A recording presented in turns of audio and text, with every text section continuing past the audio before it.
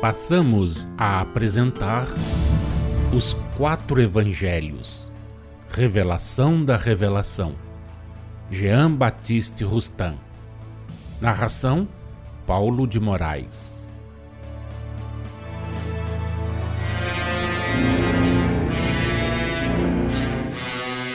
Na narrativa de Marcos, capítulo 9, versículo 24, dizia, banhado em lágrimas, o pai do menino: Eu creio, Senhor, mas ajuda a minha incredulidade.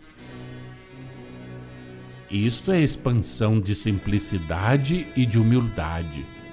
O pai do menino acreditava que Jesus tinha o poder de lhe atender à súplica, mas, humilde, simples de coração, não se sentia bastante forte na sua fé para merecer tal graça. Esse receio mesmo militava a seu favor. De acordo com a narrativa de Mateus no capítulo 17, versículo 18, e na narrativa de Marcos, capítulo 9, versículos 25 e 26, o grito estridente que, sob a ação do espírito obsessor, o menino soltou, foi devido ao sofrimento e ao abalo violento que lhe produziu a separação súbita e brusca dos dois perispíritos, que o obsessor combinara para se verificarem a subjugação e seus efeitos.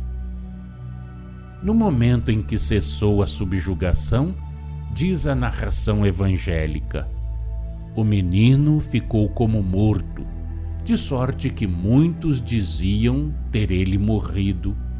Os sinais de morte aparente, que para muitos o menino apresentava, eram devidos à lassidão produzida nele pelo abalo que experimentara, e de molde a salientar ainda mais aos olhos da multidão o poder de Jesus.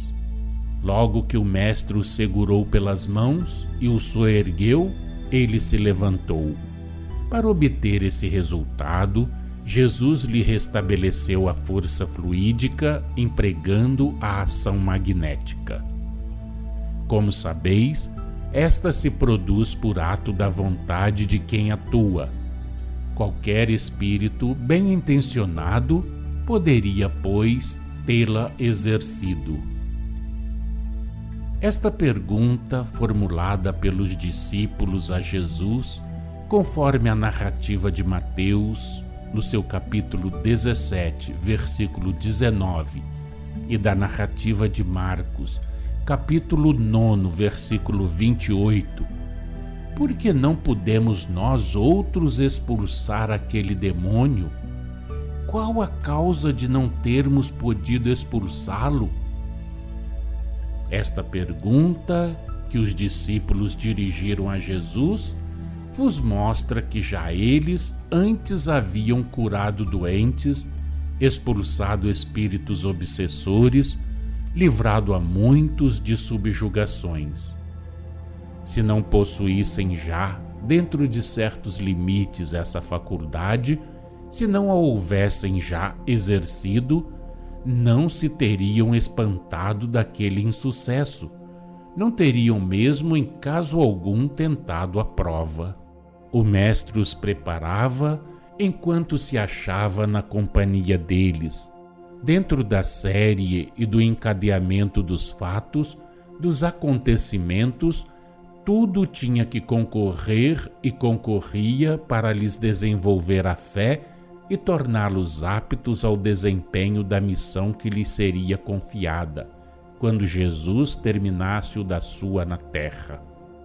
Só quando eles entrassem a desempenhá-la ativamente, depois de se terem tornado capazes de cumprir com segurança a tarefa de que foram incumbidos, é que poderiam exercer, como de fato exerceram, o poder de curar os enfermos e de expulsar os maus espíritos, sem que nenhum insucesso se verificasse, graças à assistência, ao auxílio e ao concurso constantes e ocultos dos espíritos superiores.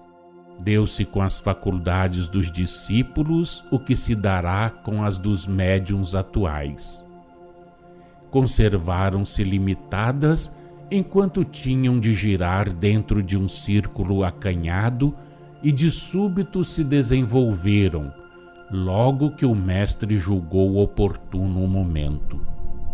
A mediunidade dos que entre vós servem de instrumentos aos espíritos está apenas em começo. Mas, contrariamente ao que sucedeu na época dos discípulos, os vossos médiuns só entrarão no gozo completo de suas faculdades mediúnicas quando estiver entre os homens o regenerador, espírito que desempenhará a missão superior de conduzir a humanidade ao estado de inocência, isto é, ao grau de perfeição a que ela tem de chegar. Até lá, obterão somente fatos isolados, estranhos à ordem comum dos fatos. Não nos cabe fixar de antemão a época em que tal se verificará. O Senhor disse: vigiai e orai, porquanto desconheceis a hora em que soará retumbante a trombeta, fazendo que de seus túmulos saiam os mortos. Quer dizer, desconheceis a hora em que Deus fará que renasçam materialmente na terra os espíritos elevados, incumbidos de dar impulso às virtudes que eles descerão a pregar, praticando-as em toda a sua extensão.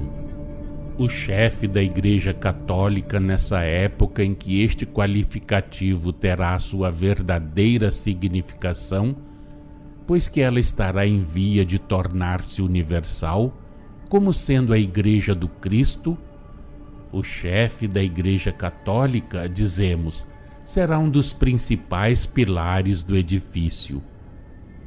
Quando o virdes, cheio de humildade, cingido de uma corda e trazendo na mão o cajado do viajante, podereis dizer: começam a despontar os rebentos da figueira, vem próximo o verão. Entendemos por missão superior aquela que objetiva a regeneração da humanidade e que pelo seu conjunto e pela sua força se estenderá, dominando a ação de todos os outros missionários. Podeis daí deduzir facilmente que o espírito que desempenha uma missão superior está acima de todos quantos, como ele, trabalham na realização de uma obra humana. Debaixo da influência e da direção do regenerador, caminhará o chefe da Igreja Católica, a qual, repetimos, será então católica na legítima acepção deste termo, pois que estará em via de tornar-se universal como sendo a Igreja do Cristo. Não há necessidade de que penetreis nos segredos do futuro. Tudo quanto com relação ao presente cumpre que conheçais, vos é revelado.